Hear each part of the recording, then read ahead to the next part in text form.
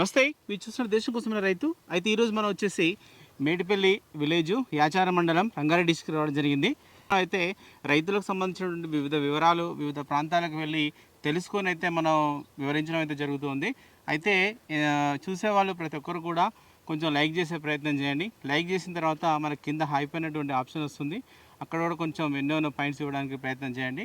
అయితే మనం ప్రస్తుతం ఉన్నటువంటిది వచ్చేసి యాదయ్య గారు. ఇక్కడ మనకి నిలువు పందిరి అంటాం మనం, లేకపోతే స్టేకింగ్ అంటాం. ఆ విధానంలో మనకి చిక్కుడు అయితే ఇక్కడ వేసుకోవడం జరిగింది. ఎప్పుడు వేసుకున్నారనేది, ప్రస్తుతం ఎలా ఉందనేది వారిని అడిగి తెలుసుకునే ప్రయత్నం చేద్దాం. ఓకే, నమస్తే అండి. నమస్తే. మేడిపల్లి, నా పేరు బింగి యాదయ్య గారు. ఓకే, చాలు. మీకు అంటే కూరగాయల పంటలు ఎప్పటి నుంచి వేస్తుంటారు మీరు? మేము ఏ వాటి కూడా ఇప్పుడు 20 సంవత్సరాల పైన అవుతుంది. 20 సంవత్సరాల 20 సంవత్సరాల నుంచి ఇదే వర్క్ చేస్తాము, వ్యవసాయం చేసేది మనం. ఏమేమి పండిస్తారు మీరు పంటలు? చిక్కుడు వేస్తాము, టమాటా వేస్తాము, కాకర వేస్తాము, ఇక పత్తి పండిస్తాము, ఈ కొత్తిమీర కానీ ఇవన్నీ పండిస్తాం. కూరగాయలు, ఆకుకూరలు కానీ కూరగాయలు కానీ అన్ని పండిస్తాం. ఓకే, అంటే ఎప్పుడు మీ దగ్గర ఏదో ఒక పంట ఉంటుంది? ఏదో పంట తీస్తూనే ఉంటాం, ఒకటి కాకుండా ఒకటి తీస్తూనే ఉంటాం. ఓకే, అయితే మీరు అంటే ఇప్పుడు ఇక్కడ చూస్తే మనకు చిక్కుడు ఉన్నట్టుంది, టమాటా టమాటా ఉంది. అంటే మీరు ఈ చిక్కుడు ఎప్పటి నుంచి, ఇది కూడా ఎప్పుడు వేస్తుంటారా పంట? ఎప్పుడు వేసుకున్నా ఏం లేదు, ఎప్పుడు ఏ కాలం అంటే మీరు వేసే విధానంలో ఎప్పుడు ఎట్లా వేస్తుంటారు? ఇప్పుడు ఇట్లా మనము 5 ఫీట్ల గ్యాప్ తీసుకొని 5 ఫీట్ల నుంచి 6 ఫీట్ల మధ్యలో గ్యాప్ తీసుకొని పెట్టుకున్నా పర్వాలేదు. ఇట్లా పందిరి కాకుండా కింద పెట్టుకున్నా వచ్చేస్తుంది. మళ్ళా ఆయుధాలు పెట్టుకొని ఆయుధ చెట్టు మీదకి ఎక్కించుకున్నా పర్వాలేదు. ఓకే, ఎట్లా అవకాశం ఉంటే అట్లా చేసుకోవచ్చు, దీనికి పర్వాలేదు. అవును. అయితే మీరు ఇట్లా వేయాలనుకున్నప్పుడు మీరు ఏమేమి సమకూర్చుకోరు? అంటే దీనికి ఈ విధంగా అంటే ఇట్లా స్టేకింగ్ చేసుకోవాలన్నప్పుడు మనకి ఏమేమి అవసరం ఉంటాయి? ఇక స్టేకింగ్ వేరు అవసరము, కట్టెలు అవసరము, దాంట్లో సుత్తులు కట్టుకోవాలి పెద్దగా అయినాక. పక్కపోటి మనం తడపలు కానీ వైరు అన్న గట్టి తాడన్నా ఏదన్నా కొనుక్కోవాలి చెట్టు కిందకి సైడ్ లా, చెట్టు వాసుకపోకుండా. దాన్ని వాసుకపోకుండా ప్లస్ పాయింట్ మళ్ళీ పోకుండా కూడా సుత్తులు కట్టుకోవాలి. టేకింగ్ వేరుకు పైన టేకింగ్ వేరు అవుతుంది, పైన టేకింగ్ వేరే, టేకింగ్ వేరు ఇది అదే ఇంట్లో వేయించి చూడు టేకింగ్ వేర్. ఇది ఈ టేకింగ్ వేర్కు మనము సుత్తులు కట్టుకోవాలి, చెట్టుకు టేకింగ్ వేర్కు. అయితే మనకి మీరు వేసుకోవాలనుకున్నప్పుడు ఇట్లా మల్చింగ్ ఇదంతా వేసుకున్నట్టుంది. ఎప్పుడు మీరు ఎంత ప్లాన్ చేసి ఏ నెలలో చేసుకున్నారు? 3వ నెలలో చేసినాము. 3వ నెల చేసి ఇది 18వ తారీఖు ఆ లోపు కంప్లీట్ చేసుకొని 18వ తారీఖు ఓపెన్ చేసినాం. ఇది మొత్తం పెట్టేసినాం. టమాటా కానీ ఇది అంకూరు సీడ్స్ తీసుకున్నాం. ఎంత ఇప్పుడు ఎంత పొలం ఉంటుంది మనకి చిక్కుడు వరకు? ఆ చిక్కుడు ఉంటుంది ఒక 5 గుంటలు 10 గుంటలు ఉంటుంది. 10 గుంటలు 10 గుంటలు ఉంటుంది. ఈ 10 గుంటల విస్తీర్ణంలో మీకు ఎంత విత్తనం బట్టి ఉంటుంది? అంటే గింజలు ఎంత బట్టి ఉంటాయి? గింజలు 1/2 కిలో, అర్ధ కిలోకు తక్కువ పట్టినాయి, 1/2 కిలోకి ఎక్కువ పట్టినాయి. అర్ధ కిలో పట్టి అనుకోరాదు, హాఫ్ కేజీ పట్టినాయి. హాఫ్ కేజీకి ఎంత ఖర్చు అవుతుంది మనకు? హాఫ్ కేజీ దాన్ని సీడ్ పట్టి ఉన్నది అంకూరు, దాంట్లో ఒక 2000 ప్యాకెట్ ఇచ్చిన 4000 పట్టినాయి. 4000 విత్తనాలు పట్టినాయి. అంటే 1/2 కేజీకి 2000. 4000 విత్తనాలు, 4000 విత్తనాలు అయినాయి. సరే, ఈ మల్చింగ్ ఉంది కదా, మల్చింగ్ మీద ఎంత దూరం పెట్టుకోవాలి మనం గింజలు? పిట్నరకు ఉంది గ్యాప్. అవి పిట్నర క్రాస్ ఉన్నాయి, ఇప్పుడు ఉంటాయి కదా మన పిట్నర కోటి. పిట్నర కాకుండా 3 ఫీట్ల కోటి పెట్టుకున్నా పర్వాలేదు. ఇది ఇంకా ఒత్తుగా అయింది, ఇంకా నాకు తెల్ల కూడా పెట్టుకున్నా. 3 ఫీట్ల కోటి పెట్టుకుంటే ఇంత తీగ రాకుండా కాపు మంచిగా వస్తుంది, ఆకు బలవదు. ఒత్తుగా అయ్యి ఇది కాపుని ఇస్తలేదు కాపడం. అంటే మీకు కొంచెం దగ్గర అయింది.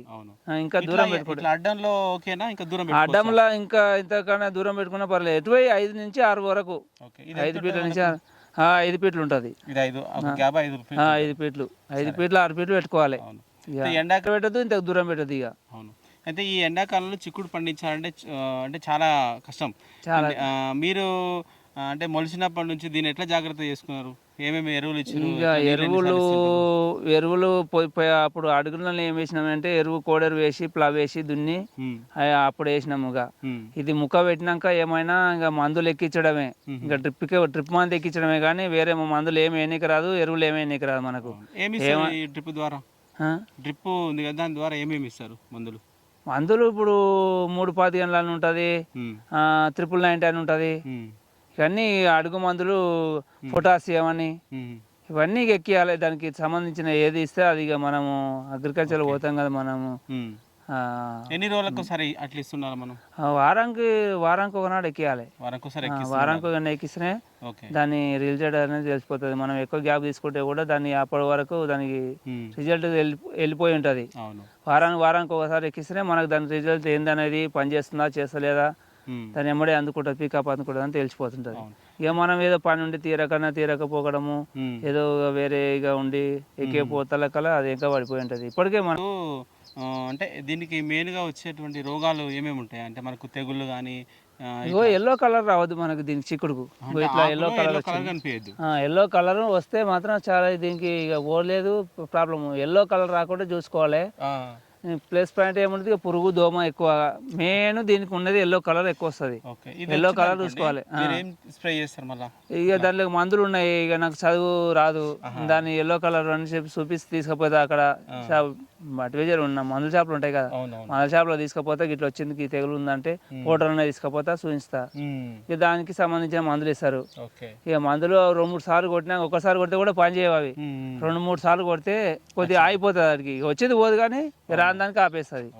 సరే అయితే మనకి పూత బాగా కనిపిస్తుంది కాకపోతే కొంచెం రాలినట్టు కనిపిస్తుంది. రాలుతుంది ఎండకు వేడి ఎక్కువ ఉండి తట్టుకుంటలేదు.